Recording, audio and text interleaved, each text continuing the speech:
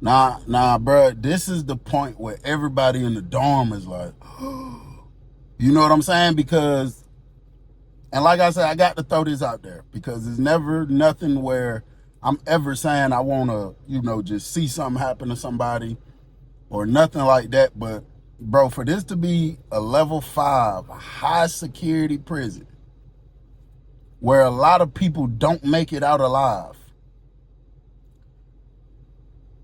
it's very strange for one individual to openly will tell on you in your face and nobody is targeting this person. You know what I'm saying? So, bro, it's like you could hear a pin drop. It done got to the point where I know everybody thinking the same thing. Somebody finally finna pop Galant ass. That man Jamal looking dead serious. The Bloods came out the room. They standing there. They don't walk down there with him. They just looking. He go walking down them steps. Like I said, Galant stepped out the room a little bit. He's standing like, right in the entrance of the door. He got both his hands on his hips. Jamal got his hand in his pocket. He walking that way. And he looking up at Galant like this. While he walking, he got his head down, but he like looking up, looking crazy. Galant say, "Hey, Jamal, I'm going to tell you this now. I don't know if somebody done put some batteries in your back." And, whenever they say that, they basically saying like somebody else controlling you, like you're not making your own decisions right now. "I don't know if somebody done put some batteries in your back, but you come down here talking about fucking with me, you better know what you're doing now." And he had his hand like this, though. "You better know what you're doing now. This ain't no movie.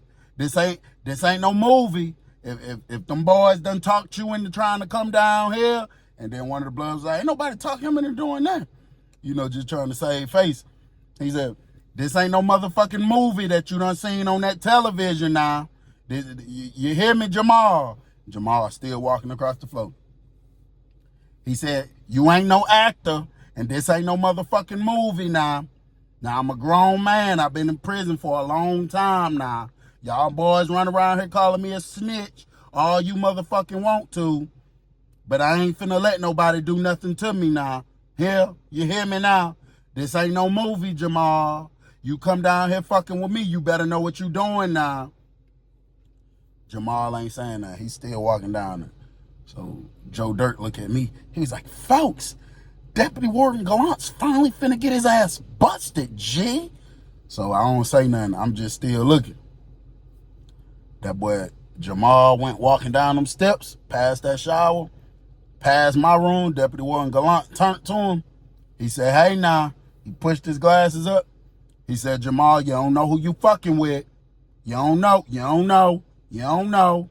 You don't know who you fucking with now. You don't know." And I couldn't hear Jamal say nothing, but he did like this, like nodded to the room. So Deputy Warden Gullant was just staring at him. So he, with his free hand, he grabbed my door, pulled my door wide open. So I'm like, "Hey, Jamal, hey." So he look up. I'm like, bro, close my door. Close my door, bro. Close my door. So he pushed my door back up. He stepped a little closer to Galant. Galant backed up, like got into the little old man stance. And Jamal said, "Go in the room, bro." And Deputy Warden Gullant was like, "Hey, man, you don't know what you doing. This ain't no motherfucking movie you done watched on no television now. This ain't one of them prison shows. This real life." He said, "Bro, step in the room, bro." Deputy Warden Gullant looked up. He looked around. That man slid in the room. Slid to the back of the cell. I said, "Gullant ain't bullshitting." Jamal went in the room behind him. So when he went in the room behind him, you had people looking crazy. The people who, had motion running to their room, I know they're going to put their stuff up. I went headed down towards my room. I had to put my phone up and stuff. Joe Dirt came and grabbed my candy bar because he used to put it up in a different spot. This specific one wasn't always in my room. And I didn't hear nothing, bro. I didn't hear no noise through the vent. I didn't even hear no talking or nothing. So I came back out the room. I went up there again, waited for Dirt to come out the little area where he was hiding my candy bars at. He came out. He came and stood back next to me. And bro, I'd say about 5 minutes went by. The blood's up there like hell going on, you know what I'm saying? And next thing you know, the door flung open. Jamal came walking out the room with his hand in his pocket still. He was walking out real aggressive, came up the stairs, stepping all aggressive. But when the door swung open, Deputy Warden Gullant was walking from his locker box. He still had his shirt off from the back of the cell, and he walked up to the door and slowly pulled the door up. And Jamal came up the steps with his hand in his pants, in his pocket. And when he got around the range where the Bloods was at, they like, what's up? He was like, man, that nigga ain't talking about shit. He ain't talking about shit. He flexing, home. He flexing. So the Bloods was like, why you ain't pop him? So he was like, man, that man ain't talking about shit. That old man, he don't want no smoke for real, bro. So the Bloods was like, bro, that man called you a rat. Say you be coming to him snitching, giving information and all that. We told you to go pop him. Why you didn't go pop him? Now, they not yelling, but I can hear them because I'm upstairs. You know what I'm saying? They're a few feet over, like a few rooms down. So he was like, man, that man ain't talking about shit, bro. Come on, man. I got the boo on that nigga, man. That man ain't talking about shit. So while he's saying all this, Deputy Warden Gullant come walking out the room with a candy bar in his hand. I'm like, what the fizzy? I know damn well Galant ain't finna pop nobody. So now everybody done gave Galant they undivided attention. He come walking up the steps. He say, listen to me now. Jamal, cornball Jamal. Now, motherfucker, I told you I was gonna keep this between us. But since you coming out here hooping and hollering, telling all these motherfucking lies on me like you done did something to me, where your homeboy candy bar at? The candy bar that I know one of y'all gave him when you put the batteries in his back. That's what he was saying to the Bloods. He was like, where the candy bar at that y'all gave him? So one of the Blood dudes grabbed his pocket where his hand was at. He was like, dog, ain't no way, dog, that's the same. And then Galant was like, the motherfucker came down here thinking it's a movie that he seen on the television. Yeah, I be telling on niggas in prison because if you trying to get your life right with God and you done made mistakes and you come to prison, you supposed to follow the rules of the prison. These sergeants and these lieutenants, they're over us. So yeah, I'm gonna help them and I'm gonna follow the rules. But a motherfucker talking about hurting me, I took the knife from Cornball Jamal. The motherfucker came in here playing, thinking this a movie that he watched on the television set, and he pointing at TV. And I took the candy bar from him. And I'm going to turn this in to the warden. Now, I'm going to spare y'all, and I'm going to tell the warden I found it in the dormitory somewhere. But if any of you motherfuckers think you going to come take this candy bar from me, every single one of y'all ass will be behind that Green Mile for a long motherfucking time. And the Green Mile is the tier program. That's where you be locked down from 9 months to 2 years. And bro, just me from seeing, if Galant was to ever go up there to the warden and say the Bloods tried to do anything to him, whatever, he's not lying. They would lock every single one of them guys down, bro. Bro, it's so crazy how hard Galant basically just chumped this man off, just came out calling this man Cornball Jamal, you know what I'm saying? His name Jamal for real. So it's like, damn, you done threw cornball on there, you know what I'm saying? So one of the Blood dudes that was out there, he was like, nah, Galant, you good, bro, appreciate it, bro, you know what I'm saying? So he said, yeah, and that motherfucker right there, and y'all bet not jump on him here, because anybody jump on that boy, I'm going to have to go let them know that he got jumped on. And then one of the dudes was like, nigga, you was just gonna try to fight him. And Deputy Warden Gullant was like, nah, no the fuck I wasn't. I was prepared to defend myself here. Had a motherfucker come trying to do something to me thinking it's a movie that he done seen on the television set. But I ain't just jumping on nobody. Now, if you boys try to jump on that boy, I'm gonna get the warden down here now.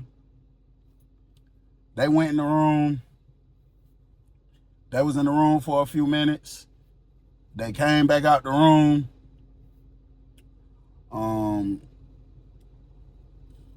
And shit. Next thing you know, Jamal went to packing his property. I'm thinking they putting him on the door, but he moved to another room. He moved in the room with a civilian. So it looks as if the Bloods done dubbed him out. They probably, you feel me, they ain't jump on him, but because they don't really want to leave his dorm, bro. People talk all the smack they want about them faith-based dorms and them You know, just the laid back dorms, the dorms that ain't really turned up. But on the low, them niggas be wanting to be in there, bro. Because don't nobody want to really live just drama all day, every day. You know what I'm saying? Rest of the day go by, bro. Jamal don't say 2 words to a blood. Blood don't say 2 words to Jamal. And before we lock down, Jamal standing outside the cell. I'm brushing my teeth, looking out the door. The officer done said 10 minutes to lockdown. I look out the window, Jamal and Deputy Warden Gullant right there talking. And I'm just like, that's crazy, bro. Like, this dude, Jamal, is just, he's just out of control, bro. You know what I'm saying? And we locked down. The very next day, I talked to old girl that night about, you know what I'm saying? So she said she was going to do it. She was just a little scared.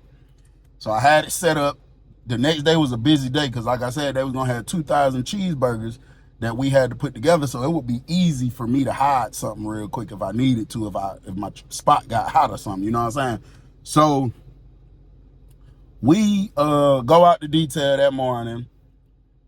I'm not directly going over there to where she at because, you know, I told you about that first situation and there was a lot of speculation that me and her had stuff going on. So after that happened, I would always try to, you know, delegate my pickup and drop-offs to somebody else that ain't hot or that ain't suspicious, you know what I'm saying? So when I'm leaving out, I'm waiting at the gate for, you know, the officer to come unlock the gate. And there's a few people down there crowded because the store is in the same area as the gym. So it'd be people crowded right there, which is a bad thing because I don't need all these people right here while these folks trying to handle this business, you know what I'm saying? So I got to do the work out there going that way to try to grab it from old girl. Man, he get up there. I see a whole lot of movement and stuff going on. And I see him come out. And then I see 2 dudes like talking to him and stuff. He keep trying to walk off. He coming this way. And like they walking with him saying stuff. I see one of the dudes do like this. The 2 dudes that was right there, one of them kind of go jogging up that way while bruh coming this way. So when he coming this way, I heard somebody say something, hey, yo, or something like that. And he looked back. I can't see what they saying to him, but he got my bomb. But I see he saying something to bruh. It make bruh turn around and go back walking that way. Like, what the hell is he doing? Why is he going that way when I'm over here at this gate? You know, so I go over here, I'm waving my hand at the officer like, hey, come park the gate, man, come park the gate. So she like, hold on, I'm just filling something out. Last piece, hold on. I'm like, why is he going back up that way? You know what I'm saying? So, bro, the lady finally come down and unlock the gate. Bro, as soon as she unlocked the gate, you got the deputy warden of security, a sergeant on the CERT team, and a regular officer coming down the walk, coming from the way bro went, like he going to appeal call, but they walking kind of fast. Bro was walking behind them. He walking kind of fast too. He wasn't behind them to make it look like they're walking together. It was one of them suspicious.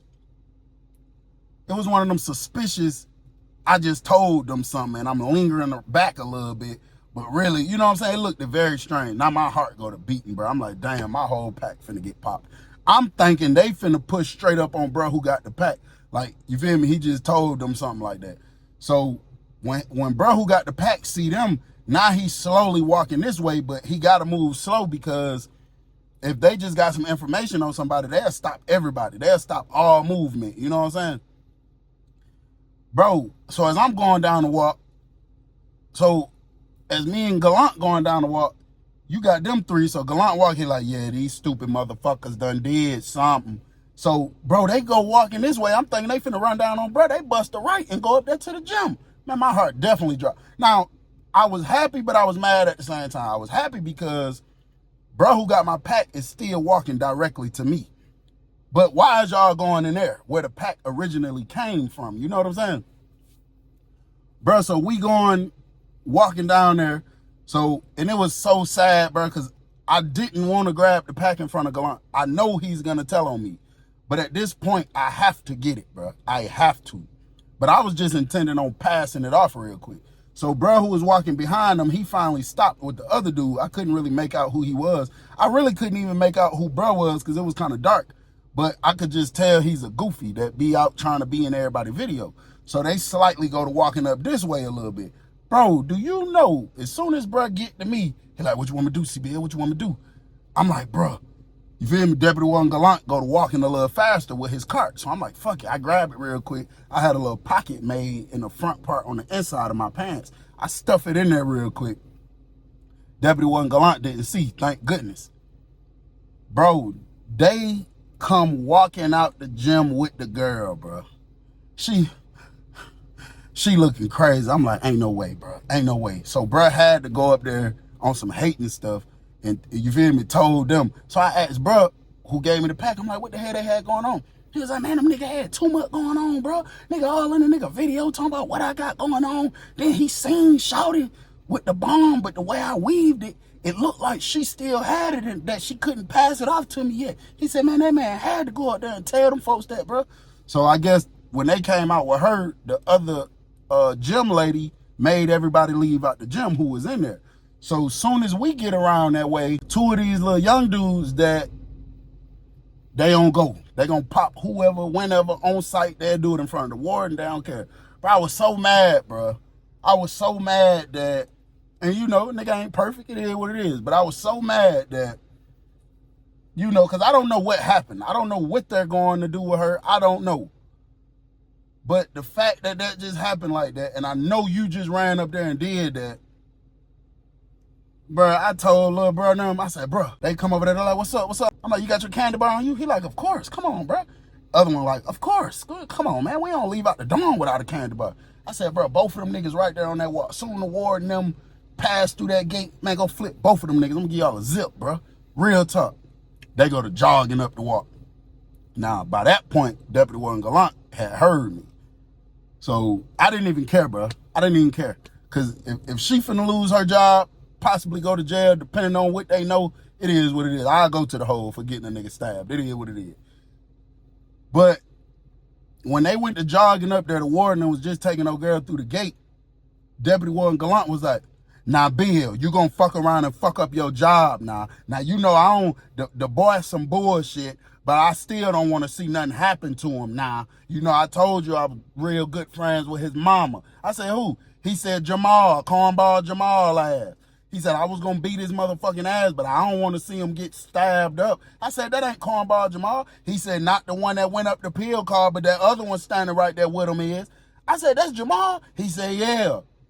So I go to jog and running up the walk. I'm like, hey, bro. Bro, they damn near was close to him. So they seen me. They come back over there. They're like, what's up? I was like, listen, bro right there to the right, you know, I described Jamal. I'm like, spare him. He ain't had nothing to do with it. They turned straight back around, take off running up there. They flip him right there on the walk. They popped him and then took off running down back the way me and Galant coming from. Administration came out there. They got everybody, making everybody get against the gate. When they got done and administration came running out, Deputy Warden Gullant looked at me. He was like, now, Bill, you know you gonna fuck around and lose your job now. And I was just like, bro, it is what it is, bro. You know what I'm saying? I know he's finna tell on me at this point, but like I say, bro, that girl finna probably lose her job or whatever, so I'm just like, bro, it is what it is, you know what I'm saying? And, bro, that man looked at me, that man said, I got you, Bill. I got you. But when we get up here and go to dealing with these double cheeseburgers, make sure you put me about 15, 16 extra ones in my bag when we get our weekly warden bag. Don't stick me about 15, 16 double cheeseburgers in there. And I got you, Bill. And I just was like, I know the nigga lying. I don't believe him. Bro, soon they came down there running, making everybody get on the gate. The very first thing the deputy warden of security said, Galant, who did it? Who did it, Galant? So while they got us against the gate, they got the officer that was with them. He took the dude that got popped and go to running up the walk with him, taking him to medical in the opposite direction. The deputy warden of security looked straight at Galant and said, who did it? Who did it, Galant? Who did it, Galant?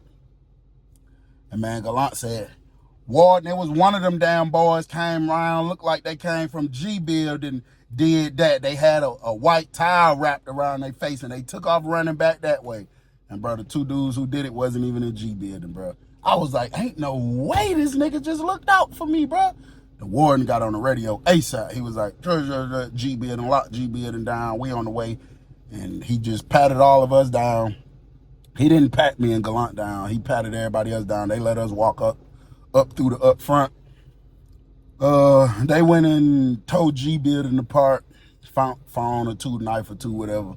And we got done doing what we was doing. We got the warden bags, me and the warden secretary in there making up all the warden bags. I go throw us the cheeseburgers in our bag, and I come out and I give Galant his. He was sitting on the it's a bench right outside of administration.